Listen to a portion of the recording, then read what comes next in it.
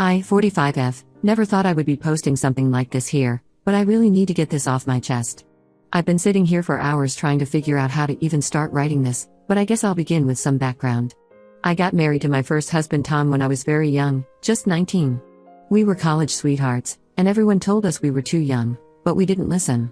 I got pregnant with Juliet within the first year of our marriage. Being young parents was tough, but we managed somehow. Tom went into investment banking and started making good money, but he was never around. He'd leave before dawn and come back after midnight. Even on weekends, he was always networking or had important client meetings. I raised Juliet mostly by myself, and we became incredibly close. She was such a sweet child, always trying to make me happy, especially when I was sad about Tom's absence. As she grew older, she became my best friend. We would have movie nights when Tom was working late, which was pretty much every night. We went shopping together, had spa days, and told each other everything. At least, that's what I thought. Tom and I finally divorced 5 years ago. It wasn't dramatic, we had just grown so far apart that we were basically strangers living in the same house. The divorce was amicable, and we split everything fairly. Tom moved to a different city for work, and Juliet stayed with me while finishing college. After the divorce, I threw myself into my career. I had gotten my MBA while still married, but I had never really used it because Tom's income was enough for us. I started working at a corporate consulting firm and worked my way up pretty quickly. That's where I met Keith. Keith was different from Tom in every way. He was attentive, present, and actually wanted to spend time with me. He would bring me coffee in the morning just the way I liked it, leave little notes on my desk, and actually listened when I talked about my day. We started dating 3 years ago, and it felt like I was finally getting my second chance at happiness. The best part was how well Keith got along with Juliet. She was 22 when we started dating, and I was worried it might be awkward, but they hit it off immediately. They shared the same taste in music and books, and Keith would often help her with career advice since she was just starting out in marketing. I was so grateful that my daughter and the man I loved got along so well. Looking back now, I realize they got along a little too well. Keith proposed 6 months ago during a weekend trip to the beach. It was perfect, sunset, waves crashing, and a beautiful ring. When we told Juliet, she seemed thrilled. She immediately offered to help with the wedding planning, saying she wanted it to be perfect for me because I deserved it. She even insisted on being my maid of honor, saying she couldn't imagine anyone else standing beside me on my special day. Since I was busy with a big project at work, Juliet and Keith took charge of most of the wedding planning. They would spend hours together picking out flowers, meeting vendors, and arranging everything. I thought it was sweet how much effort they were putting in to make my day special. God, I was so blind. Yesterday, just one day before the wedding, everything fell apart. I was at home, going through my vows one last time when Juliet showed up. She looked terrible, her eyes were red and puffy, and her hands were shaking. At first, I thought she was having second thoughts about her speech or something wedding related. I wish that had been the case. She sat down on the couch and started crying. I tried to comfort her, but she pulled away. Then she said the words that destroyed everything, "Mom, I'm pregnant. It's Keith's baby." I thought I had misheard her. I asked her to repeat what she'd said, hoping I was having some sort of stress-induced hallucination. But she said it again, and this time she added that she and Keith had been seeing each other for the past 4 months. She said it started innocently, just talking during wedding planning sessions, but then they started meeting for coffee to discuss wedding details, which turned into lunch dates, and then I felt like I couldn't breathe. I called Keith immediately and told him to come home. He must have heard something in my voice because he said he'd be there in 15 minutes. Those 15 minutes were the longest of my life. Juliet sat there crying while I stood by the window, feeling like my whole world was collapsing. When Keith arrived, I expected him to deny everything. Instead, he walked in, took one look at Juliet's tear-stained face, and said, "You told her." Just like that, as if we were discussing the weather. I lost it. I started screaming at him, asking him how he could do this to me, how long this had been going on, if he had ever really loved me or if I was just a way to get close to my daughter. He tried to explain, saying he hadn't planned for any of this to happen. He said he had genuinely loved me when he proposed, but spending time with Juliet during the wedding planning made him realize he had feelings for her too. He said they had tried to fight their feelings, but they couldn't help falling in love. I threw them both out of my house. I couldn't stand to look at either of them. I called my best friend Sarah, who came over immediately. She helped me send messages to all the wedding guests explaining that the wedding was canceled. I couldn't bring myself to tell them why, I was too ashamed. Later that evening, Juliet came back. She tried to explain that she never meant to hurt me, that she and Keith had real feelings for each other, and that the pregnancy wasn't planned. She said they had used protection, but these things happen. She actually had the nerve to ask for my blessing, saying she didn't want to lose her mother over this. I told her she should have thought about that before sleeping with my fiancé. I reminded her of all the times she had sat with me, planning my wedding, knowing she was sleeping with the groom. I asked her how she could look me in the eye every day knowing what she was doing. She just cried and said she was sorry, but that she couldn't help who she fell in love with. Keith came by today while I was at work and moved all his things out. He left his key and a letter. I haven't read it, I just threw it in the fireplace along with all our photos. Sarah is staying with me, helping me deal with all the wedding cancellation arrangements. The venue wants their full payment since it's such short notice, and the caterers are only willing to refund half the amount. I've blocked both Keith and Juliet's numbers. I can't stand to look at my social media because there are still photos of us together, the three of us at Christmas, at Keith's birthday party, at our engagement celebration. Every memory is now tainted by their betrayal. The worst part is knowing that while I was planning my wedding, my daughter was sleeping with my fiancé. While I was writing my vows, they were planning their future together. While I was picking out my wedding dress, my daughter was carrying my fiancé's child. I don't know how to move forward from this. Everything in this house reminds me of them. I need advice on how to handle this situation because right now, I can't even imagine ever speaking to either of them again. Update 1, it's been 2 weeks since my last post, and I want to thank everyone who commented and offered support. These past weeks have been a complete nightmare, and every day brings some new painful revelation or situation I have to deal with. I finally went back to work last week. I couldn't take any more time off without having to explain the real reason to HR, and I needed something to distract me from constantly thinking about what happened. The first day back was horrible. Keith works on the same floor, and even though I requested a transfer to a different department, I still have to see him occasionally in the hallways or the cafeteria. Every time I do, I feel physically sick. My colleagues keep asking about the cancelled wedding. Some are genuinely concerned, while others are just fishing for gossip. I've been telling everyone that Keith and I realized we wanted different things in life, which is probably the understatement of the century. A few people who worked closely with Keith and me have noticed the tension, and there are whispers going around. I try to ignore them, but it's hard when people suddenly stop talking when I enter the break room. But the work situation isn't even the worst part. Last week, I received a pink envelope in my mail. Inside was an invitation to a baby shower. Not just any baby shower, my daughter's baby shower. The invitation was from Keith's sister Amanda, who used to be my friend and was supposed to be one of my bridesmaids. The shower is planned for next month at Amanda's house, and the invitation specifically mentioned that the grandmother-to-be's presence would make the day extra special. I was so angry I could barely see straight. The nerve of them, to think I would want to celebrate this pregnancy. I called Amanda immediately. She picked up with this fake cheerful voice, acting like nothing was wrong. When I confronted her about the inappropriateness of the invitation, she actually defended Keith and Juliet. She said they were young and in love, conveniently forgetting that Keith is 38, and that I should be happy because true love doesn't follow rules or conventions. Amanda went on to tell me that Keith and Juliet were planning to get married after the baby was born, and that I should accept their relationship for my grandchild's sake. She said that holding on to anger would only hurt me in the long run, and that family should stick together no matter what. I hung up on her mid-sentence. Just when I thought things couldn't get worse, my ex-husband Tom called. Apparently, Juliet had gone crying to him about how I was being unreasonable and cruel by refusing to speak to her. Tom, who was barely present during Juliet's childhood and missed most of her important milestones because of work, had the audacity to lecture me about parenting. He said if I had been a more present mother instead of focusing on my career after our divorce, Juliet wouldn't have developed daddy issues and fallen for an older man. I reminded him that he was the one who chose work over family for 20 years, and that he had no right to judge my parenting when he had barely been a parent himself. He tried to argue, but I shut that down quickly.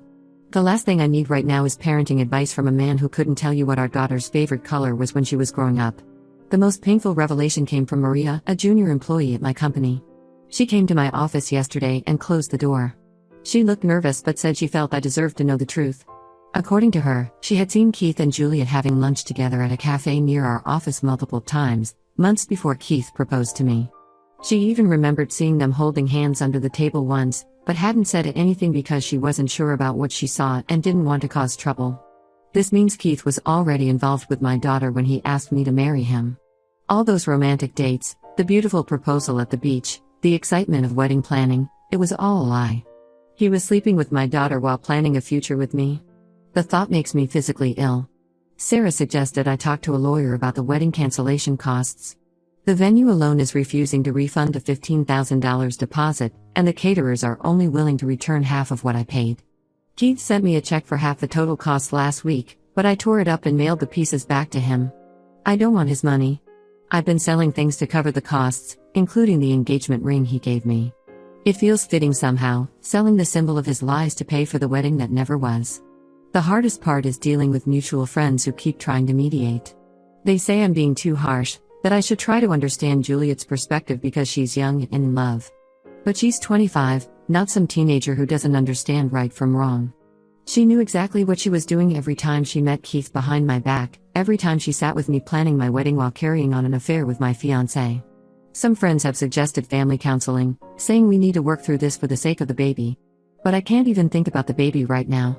The thought that my grandchild was conceived while my daughter was betraying me is too painful to process. I know eventually I'll have to deal with all of this, but right now, I just need space to grieve the loss of 2 relationships I thought would last forever. Update 2. 6 months have passed since my last update, and the situation has taken an unexpected turn. Yesterday, I received a message on Facebook from someone named Rachel. She introduced herself as Juliet's friend from college and said she had something important to tell me about my daughter and Keith. At first, I was hesitant to respond. I've been trying to move forward with my life and hadn't spoken to either Juliet or Keith in months. But something about Rachel's message seemed urgent, so I agreed to meet her for coffee. What she told me changed everything. According to Rachel, Juliet had been dating someone else when she started seeing Keith, a guy named Mike from her office. They had been together for about 6 months, and Juliet suspected she was pregnant with Mike's baby even before she started pursuing Keith.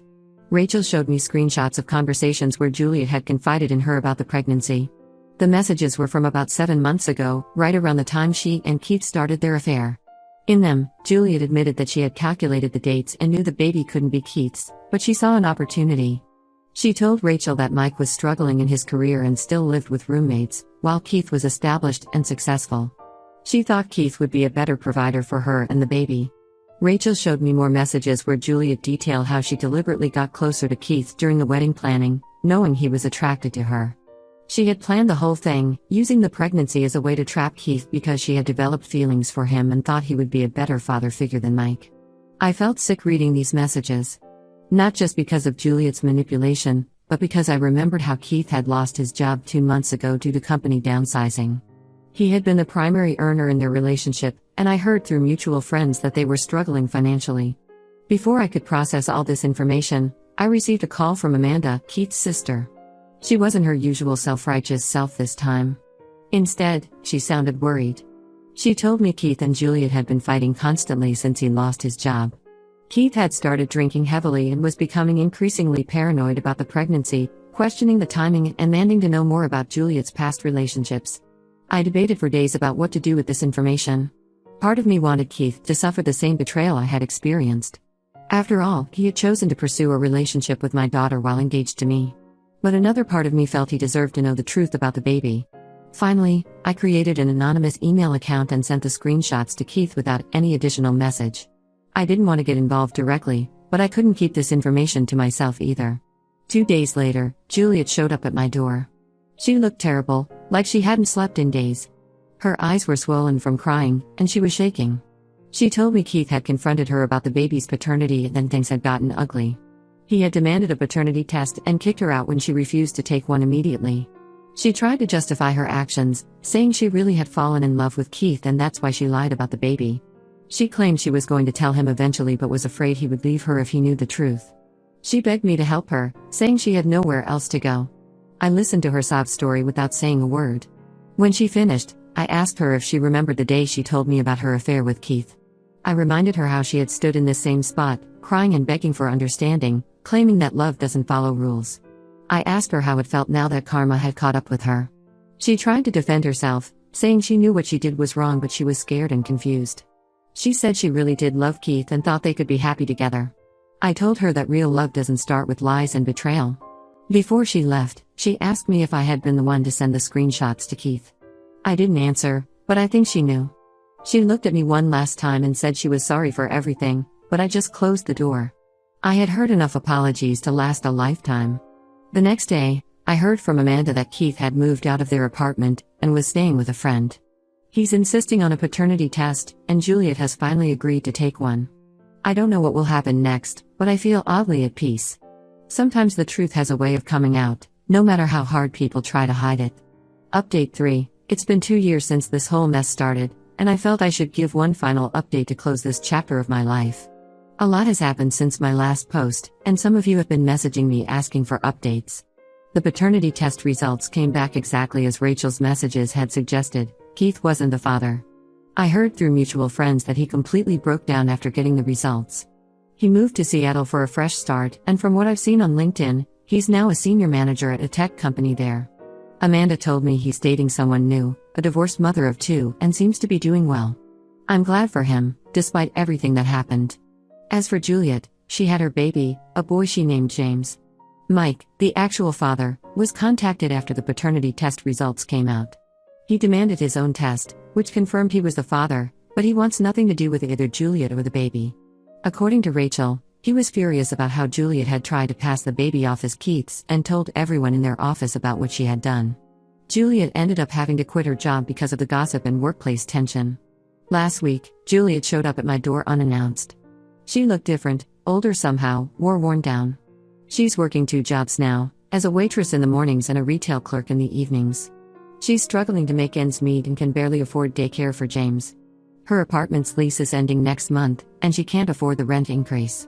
She broke down crying in my living room, apologizing for everything she had done.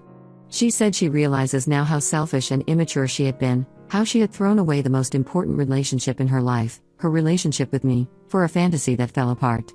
She admitted that she had been so caught up in the excitement of the affair with Keith that she convinced herself it was true love, when really, she was just trying to escape her responsibilities and find an easy way out. She asked if she and James could move in with me temporarily until she gets back on her feet. She said she's changed, that being a single mother has made her grow up and understand the consequences of her actions. She even tried to use James as leverage, saying I was punishing my innocent grandson for her mistakes. I refused. I told her that while I'm sorry she's struggling, she made her choices 2 years ago when she decided to betray me in the worst possible way. Her actions weren't just a mistake, they were calculated decisions made over months. She had countless opportunities to come clean, but instead, she chose to lie and manipulate everyone around her. She left crying, saying I was being cruel and unforgiving. Maybe I am, but I've learned that sometimes maintaining firm boundaries is the kindest thing you can do for yourself, even if it hurts others. Some wounds run too deep to heal, and some betrayals can't be undone with apologies and tears. As for me, I've finally found peace. I got another promotion at work, bought a small vacation home by the lake, and have made new friends through a hiking group. I've even started dating again, nothing serious yet, but it's nice to know that my heart isn't completely closed off. Some people, including my ex-husband Tom, tell me I'm being too harsh, that I should forgive Juliet for James's sake. But I've learned that forgiveness doesn't always mean letting someone back into your life. Sometimes it just means letting go of the anger and moving forward without them. I still see James occasionally at family gatherings. It's impossible to avoid completely, but I keep my distance. It's not his fault how he came into this world, but every time I look at him, I'm reminded of the betrayal that created him. Maybe that will change with time, maybe it won't. For now, I'm focusing on my own happiness and healing, and that's enough.